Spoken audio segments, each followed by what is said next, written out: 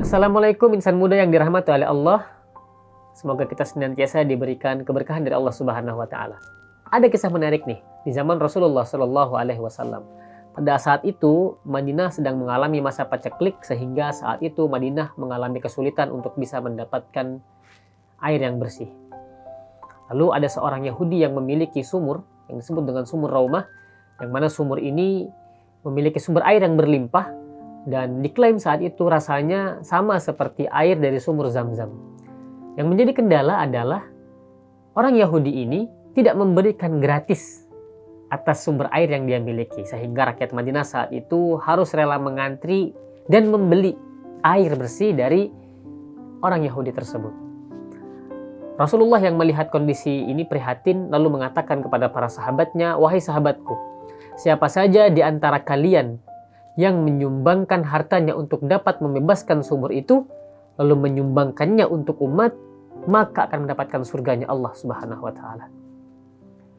Maka Utsman yang mendengar seruan dari Rasulullah ini tergerak hatinya untuk bisa membebaskan sumur tersebut. Namun sayangnya, orang Yahudi pemilik sumur tersebut bersikeras tidak ingin melepaskan sumurnya, walaupun ditawar dengan harga yang tertinggi sekalipun. Utsman bin Affan yang sudah sangat ingin mendapatkan janji dari Rasulullah untuk mendapatkan surganya Allah Subhanahu wa taala tidak kehabisan akal. Lalu Utsman pada akhirnya menawar untuk membeli setengah dari kepemilikan sumur Raumah tersebut. Akhirnya Utsman dan orang Yahudi tersebut sepakat untuk berbagi setengah kepemilikan dari sumur tersebut, sehingga nantinya setiap harinya mereka akan bergilir kepemilikan dari sumur tersebut. Lalu pada akhirnya Utsman mengumumkan kepada warga Madinah untuk bisa mengambil air secara gratis ketika saat giliran Utsman memiliki sumur tersebut.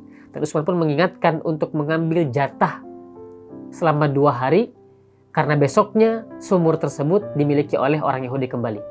Keesokan harinya, orang Yahudi pemilik sumur tersebut mendapati miliknya sepi pembeli, karena memang rakyat Madinah telah berbondong-bondong mengambil air itu secara gratis saat Utsman bin Affan mendapatkan giliran untuk memiliki sumur tersebut.